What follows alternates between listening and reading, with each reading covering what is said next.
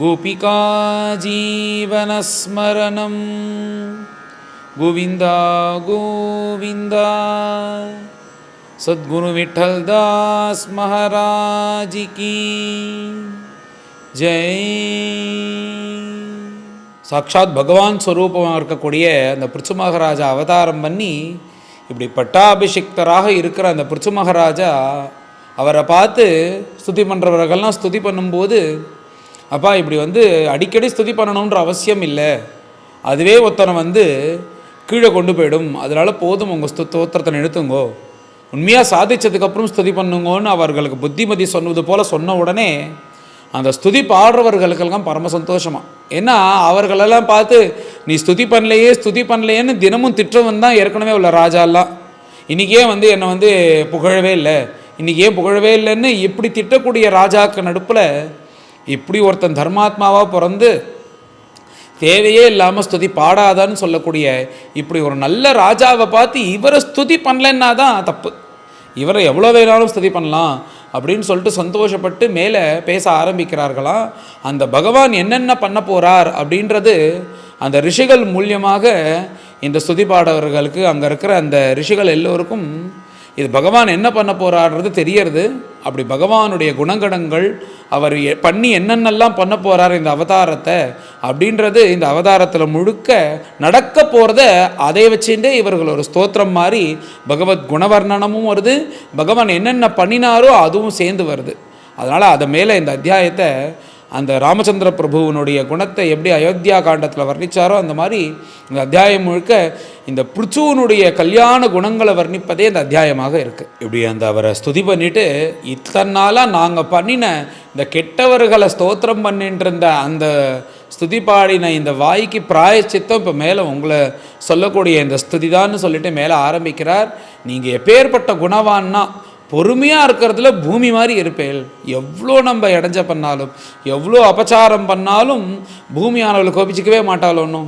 நம்ம அதை துக்கிறோம், வெட்டுறோம், திருப்பி மூடுறோம், என்ன பண்ணாலும் பொறுமையாக இருக்காளோனோ அப்படி பூமியை போல் பொறுமையாக இருப்பார். அதுக்கும் மேலே இப்படி இந்த துஷ்டர்கள்லாம் பார்த்தா உடனே போய் சம்ஹாரம் பண்ண மாட்டாராம்.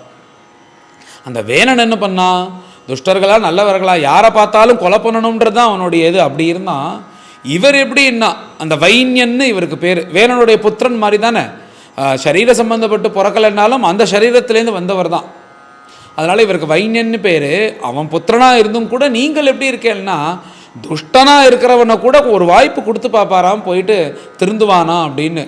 அப்படி திருந்தலைன்னா தான் நீங்கள் தண்டனை கொடுக்குறேன், அப்படி பூமியை போல பொறுமையாக இருக்கிறவர் நீங்கள் அப்படின்னு சொல்கிறார்களாம் அந்த ஸ்துதி பாடுறவர்கள். இவ்வாறு இவர் ராஜ்ய பரிபாலனம் பண்ணிட்டு இருக்கும்போது பின்பு இந்திரன் ஒரு கோபத்தினால மழை பெய்யாமல் பண்ண போகிறான். அந்த சமயத்தில் இவர் ஜனங்கள்லாம் கஷ்டப்பட்டு போகிறாளேன்னு தன்னுடைய தபஸையும் மகிமையும் செலவு பண்ணி எப்படி ஒரு குழந்தைகள் கஷ்டப்பட்டால் அப்பாவுக்கு தாங்காதோ அந்த மாதிரி குழந்தைகளை காப்பாற்றக்கூடியவர்கள் நீங்கள் அப்படின்னு சொல்லிட்டு அப்படி ஸ்தோத்திரம் பண்ணுறார். அப்புறம் ஜனங்களுக்கெல்லாம் என்னென்னா இவர் எப்படி எவனுடைய பார்வையை பார்த்த உடனே பயந்து நடுங்கிண்டு அந்த ராஜ்யத்தில் வாழ்ந்துட்டு இருந்தாலோ இந்த வேலனுடைய அராஜகம் தாங்க முடியாமல் இப்போ என்னென்னா இந்த பிருச்சு சஞ்சாரம் பண்ணிட்டு இருக்கும்போது அவரும் இப்படி வீதியில் போவாராம் ராஜாவாக. இப்படி போயிட்டே இருக்கும்போது நம்மளை பார்க்க மாட்டாரான்னு இப்படி ஜனங்கள்லாம் காத்துட்டுருப்பாலாம் வீதியில். ஏன்னா அப்படி பார்த்துட்டார்னா அவருடைய கட்டாட்சம் பட்டா எப்படி இருக்குன்னா ஏதோ சந்திரனே தன்கிட்ட பரிபூர்ண அவருடைய காந்தியை கொடுத்து மனசை சமாதானம் படுத்தினது போல இருக்குமா அந்த பிருத்துவனுடைய கட்டாட்சமானது. அப்பேற்பட்ட கடாட்சம் உடையவர்கள் நீங்கள் அப்படின்றா. இப்பேற்பட்ட நீங்கள் எப்பேற்பட்ட வீரன்னா உங்கள்கிட்ட ஒருத்தன் ஜெயிக்கணும்னு நினைக்க கூட முடியாது, அப்படி அபாரமாக யுத்தம் பண்ணி அவனை ஜெயிக்கக்கூடிய அப்பேற்பட்ட சாமர்த்தியம் உள்ளவர்கள் நீங்கள் அப்படின்னு ஸ்தோத்திரம் பண்ணுறா. உங்களை மாதிரி ஒரு நேர்மையானவர் இந்த உலகத்திலே கிடையாது, அப்படி ஒரு நேர்மையானவர் நீங்கள். ஏன்னா இது எல்லாத்துக்கும் வெத்திகிரேக்கமாக தானே அந்த வேணனை பார்த்தா இவர் அப்படி தர்மத்தகா இருக்காராம். என்னென்னா இவர் ராஜ்ய பரிபாலனம் பண்ணும்போது அவருக்குன்னு வேண்டாதவர்கள் யாருமே இருக்க மாட்டா. ஒரு கால் வேண்டாதவர்கள் இருந்தான்னா அந்த வேண்டாதவனும் உலகத்தில் என்ன பண்ணுவான், இப்படி அதிகாரத்தில் இருந்தான்னா அவன்கிட்ட மேலே ஏதாவது கேஸை போட்டு உள்ளே போட்டு தள்ளி அவனுக்கு உள்ள இத்தனை ஹிம்சையும் கொடுப்பா. இவர் எப்படின்னா அவருக்கு ஒரு கால் வேண்டாதவன் நல்லவனாக இருந்தான்னா அவனுக்கு போய் சப்போர்ட் பண்ணிட்டு போவாராம் அப்பேற்பட்டவர். அதே மாதிரி தன்னுடைய ஆற்றுல தனக்கு வேண்டியவன் தன் பையனாக இருந்தாலும் சரி, அவன் தப்பு பண்ணினான்னா அவனை சிக்ஷிக்கிறதுலையோ அவனை சம்ஹாரம் பண்ணுறதுலையோ யோசிக்கவே மாட்டார். சத்ருவாக இருந்து நல்லவனாக இருந்தானா அவனுக்கு போய் சப்போர்ட் பண்ணுவார். தன்னாதில் தன் பையனாக இருந்து தப்பு பண்ணால் கூட அவனை தண்டிப்பார். அப்பேற்பட்ட நேர்மையானவர் நீங்கள் அப்படின்னு சொல்கிறார்கள். இந்த உலகம் சூரியன் இருக்கிற பரியந்தம் இந்த பிருத்துனுடைய கீர்த்தியானது எப்பயுமே இருக்கும். இப்படி ஒரு ராஜா வாழ்ந்தார், இப்படி ஒரு ராஜா வாழ்ந்தார், பூமியை சரி பண்ணினார், இப்படி ஒரு இருந்தார்ன்றது உங்களுக்கு கீர்த்தியானது உலகம் இருக்கிற பரியந்தம், இந்த பாகவதம் சொல்கிற பரியந்தம் இருக்கும். அப்பேற்பட்ட கீர்த்தி உடையவர்கள் நீங்கள். அதுக்கும் மேலே இப்படி ஒரு ராஜாவா, இப்படி ஒரு ராஜ்ய பரிபாலனையா, எங்களுக்கு ஒரு கஷ்டம் வருதுன்னா அந்த கஷ்டம் எங்கள் ஆற்று கதவு திறக்கிறதுக்கு முன்னாடியே அதை காப்பாற்றி எல்லோரையும் இப்படி சௌக்கியமாக வச்சுருக்காரே, எப்படி ஒரு ராஜா இந்த உலகத்தில் உண்டா, இப்படி ஒரு ராஜா உலகத்தை உண்டா, நேர்மையாக எல்லோருக்கும் இப்போ எப்படி ஒரு அப்பா ஒரு பையனை பார்த்துக்கிறானோ அந்த மாதிரி எங்களை பார்த்துக்கிறாரே அப்படின்னு சொல்லிட்டு இந்த ஜனங்கள்லாம் ஆசையாக அவரை ராஜான்னு கூப்பிடுவாலாம். அந்த ராஜா அப்படின்றத தன்னோட பதவியினால் இல்லாதபடிக்கு அவருடைய செயல்னால அந்த பேரை சம்பாதிச்சுக்கிறாராம். அப்பேற்பட்ட உத்தம குணமுடையவர் நீங்கள் அப்படின்னு இவா சொல்கிறா. எப்படி ராமச்சந்திர பிரபு இருந்தாரோ அதே போல் திருடவிரதனாகவும் சத்தியசந்தனாகவும் அப்புறம் விருத்த சேவகனாகவும், திருடவிரதன்னா அப்படி ஒரு விரதமாக இருப்பாராம், சத்தியசந்தன்னா உண்மையை தவிர பொய்யே வராது வாயில். திருடவிரதனாகவும் சத்தியசந்தனாகவும் விருத்த சேவகனாகவும் எப்படி ஜுவலிச்சுன்னு இருப்பாராம் அந்த பிருத்து மகாராஜா அப்படின்னு இவ ஸ்தோத்திரம் பண்ணுறா. அதுக்கும் மேலே பிரம்மண்யனா என்னன்னா, எந்த மகான்கள் லோகக்ஷேமார்த்தம் இப்படி யாக யஜ்யங்கள்லாம் பண்ணிட்டு இப்படி இருக்காலோ அவர்களுக்கு தான் முதல் சொல்லுங்க. அப்படி அவர்களை பார்த்துட்டு தான் மற்ற எந்த விஷயமா இருந்தாலும் பார்ப்பார். அப்படி பிரம்மண்யனாக இருப்பார். தன்னை அப்புறம் எப்பேற்பட்ட தப்பு பண்ணியிருந்தாலும் அப்பா என்னை மன்னிச்சிரு, இனிமேல் நான் பண்ண மாட்டேன்னு எவனும் ஒருத்தன் சரணாகதி பண்ணுறானோ அவனை மன்னிக்கக்கூடிய சரண்யனாக இருக்க போகிறார் அப்படின்னு சொல்கிறார்கள். உலகத்தில் வேண்டியவன் வேண்டாதவன் இந்த மாதிரி யாருமே கிடையாது. எல்லோரையும் வேண்டியவனாக பார்த்து அவனுக்கு எல்லா அனுகிரகம் பண்ணுவார். யாருக்கா தீனனாக இருந்தானா முதல்ல அவனை பார்த்து அவனுக்கு சகாயம் பண்ணுவார். இப்படி அனந்த கல்யாண குணங்களோடு நீங்கள் இருக்க போகிறீர்கள் அப்படின்னு அவர்களாம் ஸ்தோத்திரம் பண்ணுறா. இவர் ராஜ்யத்தில் பரஸ்திரீகள் எல்லோரையும் அம்மா எப்படி பார்ப்பாரோ அப்படி பார்ப்பாராம், எந்த தோஷ திருஷ்டியும் இல்லாதபடிக்கு. ஆனால் தன்னுடைய மனைவின்னு வரும்போது தன் சரீரத்தில் பாதி கொடுத்துருவாராம் பரமேஸ்வரன் போல. எப்படி இருக்கணுமோ அப்படி இருப்பாராம் தர்மதா. அதுக்கு மேலே உலகத்தில் இருக்கிறவா அத்தனை பேருக்கும் இந்த பிரஜைகள் எல்லாரையும் ஒரு அப்பா காப்பது போல அந்த பிரஜைகளை காப்பாற்றுவார். பிரம்மஜானிகளுக்கு பார்த்தா அவருக்கு தாசானுதாசனாக இருப்பாராம். அப்படி எல்லாத்தையும் சொல்லிவிட்டு இந்த உலகத்தில் அத்தனை பிராணிகளுக்கும் பிரேஷ்டனாக இருப்பார் அப்படின்னு அர்த்தம். பிரேஷ்டன்னா ஆத்மா போல அப்படின்னு சொல்கிறார். இப்போ நாமன்னு சொல்கிறோம், நாம் எதை சொல்கிறோம், நம்ம சரீரத்தை தான் காமிக்கிறோம். இப்போ தன்னை வச்சு தான் எல்லாமே. தனக்கு தலைவலிக்கிறதுனா உலகத்தில் இருக்கிற எல்லாரையும் பிடிச்சி கத்துறோம் போகிறோம், எல்லாம் தன்னை வச்சு தான், இந்த சரீரத்தை வச்சு தானே. ஆனால் அதுக்கும் மேலே ஒன்று மேலே நம்ம ஆசையாக இருப்போம். என்னது சரீரம் தானே இருக்கிறதுலே ஆசை ஜாஸ்தி, அதுக்கும் மேலே ஒரு ஆசை இருக்குன்னா இருக்குது, அதுதான் ஆத்மா. ஏன் சொல்கிறேன்னா, இப்போ சரீரத்து மேலே ஆசை இருக்குது. ஏதாவது ஒரு வியாதி வந்துடுத்து, இந்த கையை எடுத்தால் தான் நீ வாழ்வேன்னா, என் கை வேணாலும் எடுத்துருங்கோ நான் வாழணும், என் கால் வேணாலும் எடுத்துருங்கோ நான் வாழணும் தானே சொல்கிறோம். அப்போ இந்த சரீரத்தை விட ஒன்று முக்கியமானது ஒன்று இருக்குது, அதுதான் ஆத்மா. அந்த ஆத்மா மாதிரி அந்த ஆத்மா கிட்ட எப்படி நம்மளுக்கு ஆசை இருக்கோ அப்படி இவர் குணங்கடகணங்கனால இந்த உலகத்தில் இருக்கிற அத்தனை பிராணிகள்கிட்டையும் ஆத்மா போல பிரேஷ்டனாக மாறிடுவாராம் தன்னுடைய குணத்தினால. தனக்கு வேண்டியவர்களுக்கு அப்படி ஒரு ஹிதத்தை பண்ணக்கூடியவர் அப்படின்னு சொல்லிட்டு, இவரை ஜெயிக்கணும்னு வருவானா சண்டை போடுறதுக்கு, அவரை பார்த்து அவரை பராக்கிரமத்தை பார்த்து சண்டை போடுறதுக்கு முன்னாடியே ஓடி போயிடுவானா, அப்படி ஒரு பராக்கிரமசாலியாக இருப்பார். மொத்தத்தில் இவர் யாருன்னா சாக்ஷாத் வைகுண்டவாசியை தான் அவதாரம் பண்ணியிருக்கார்.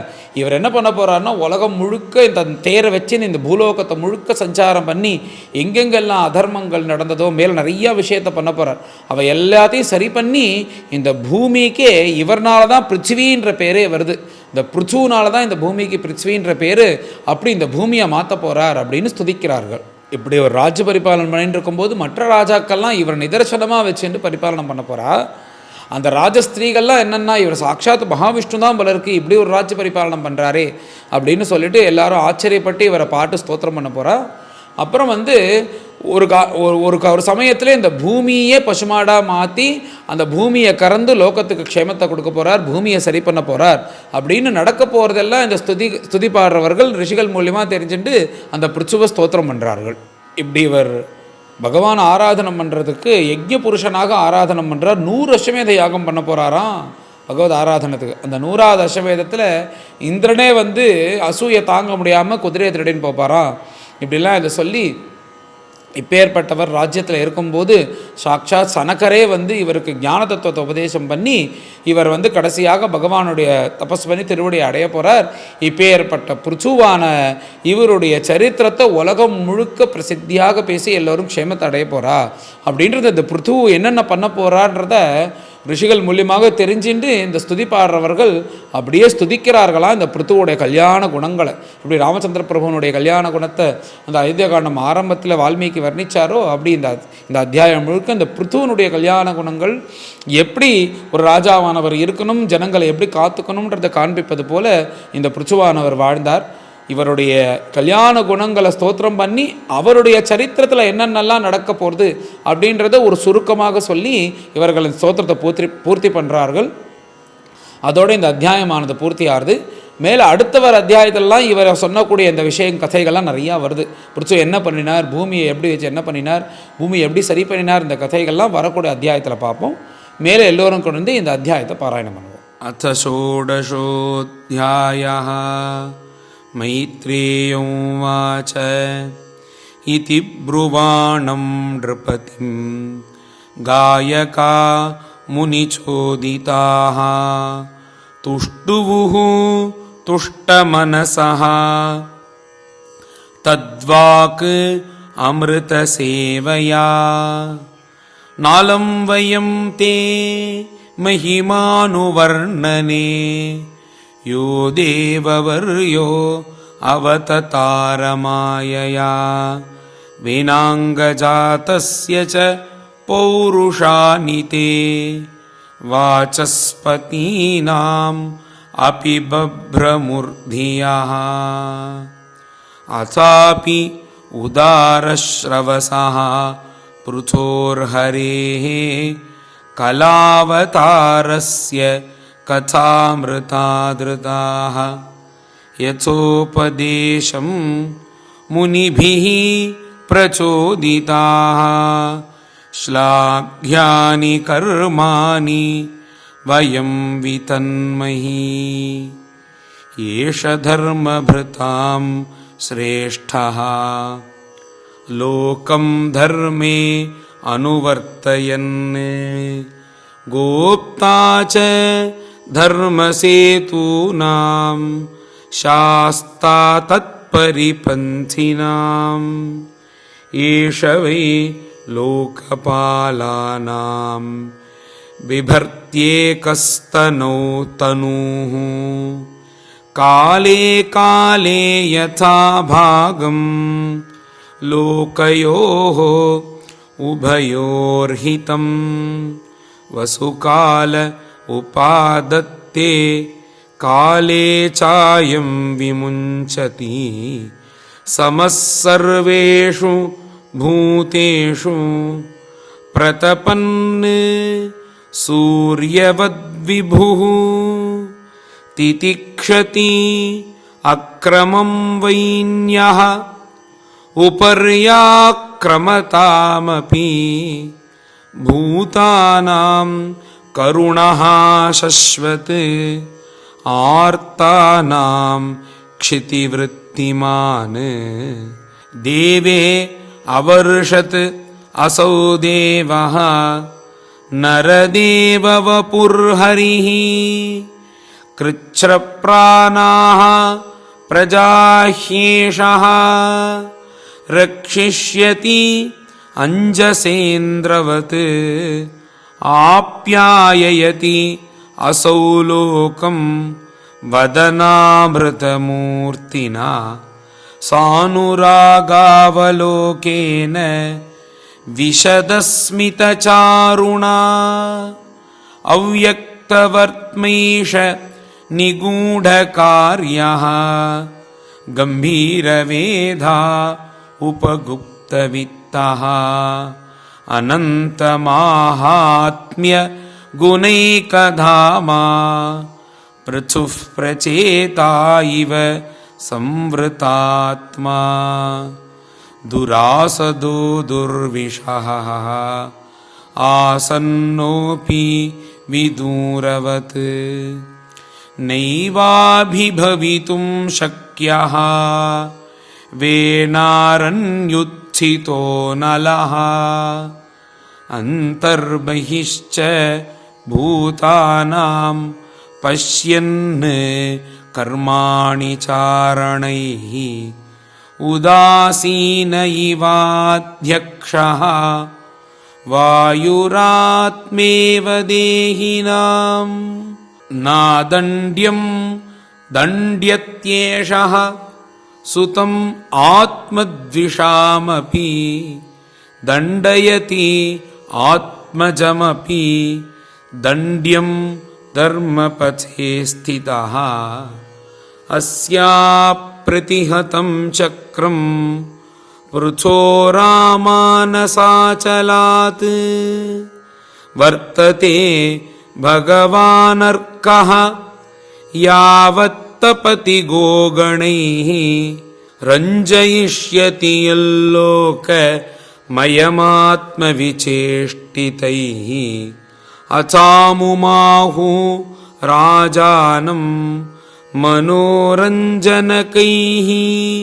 प्रजाः दृढोरतः सत्यसन्धः ब्रह्मण्यः वृद्धसेवकः शरण्यः सर्वभूतानां मानदो दीनवत्सलः मातृभक्तिः परस्त्रीषु पत्न्यामर्ध इवात्मनः प्रजासु पितृवत्स्निग्धः किङ्करो ब्रह्मवादिनां देहिनाम् आत्मवत् प्रेष्ठः सुहृदां नन्दिवर्धनः मुक्तसङ्गप्रसङ्गोऽयं दण्डपानिः असाधुषु अयं तु साक्षात् भगवान्स्त्र्यधीशः कूटस्थ आत्मा कलयावतीर्णः यस्मिन् अविद्यारचितं निरर्थकं पश्यन्ति नानात्वमपि प्रतीतम् अयं भुवो मण्डलमोदयाद्रेः गुप्तैकवीरो नरदेवनाथः आस्थाय जैत्रं रथमात्तचापः पर्यस्यते दक्षिणतो यथार्कः अस्मै नृपालाः किल तत्र तत्र बलिं हरिष्यन्ति सलोकपालाः मंस्यन्त येषां स्त्रिय आदिराजं चक्रायुधं तद्यश उद्धरन्त्यः अयं महीं गां दुदुहे अधिराजः प्रजापतिः वृत्तिकरः प्रजानां यो लीलयाद्रीन् श्वसरासकोट्या भिन्दन् समां गाम् अकरोत् यथेन्द्रः विस्फूर्जयन् आजगवं धनुस्वयं यदाचरत् क्ष्माम् अभिषह्यमाजौ तदा निलिल्युः दिशि दिश्यसन्तः लाङ्गूलमुद्यम्य यथा मृगेन्द्रः येषोऽश्वमेधान् शतम् आजहार सरस्वती प्रादुरभावि यत्र अहार्षीत् यस्य हयं पुरन्दरः शतक्रतुः चरमे वर्तमाने येष स्वसद्मोपवने समेत्य सनत्कुमारं भगवन्तमेकम् आराध्य भक्त्या लभतामलं तत् ज्ञानं यतो ब्रह्म परं विदन्ति तत्र तत्र गिरस्तास्ताः इति विश्रुतविक्रमः श्रोष्यति आत्माश्रिता गाथाः पृथुः पृथुपराक्रमः दिशो विजित्या प्रतिरुद्धचक्रः स्वतेजसोत्पाटितलोकशल्यः सुरासुरेन्द्रैः उपगीयमानः महानुभावः भवितापतिर्भुवः। श्रीहरये नमः। इति श्रीमद्भागवते महापुराणे चतुर्थस्कन्धे षोडशोऽध्यायः। गोपिका जीवनस्मरणं गोविन्द गोविन्द। सद्गुरु विठ्ठलदास महाराज की जय।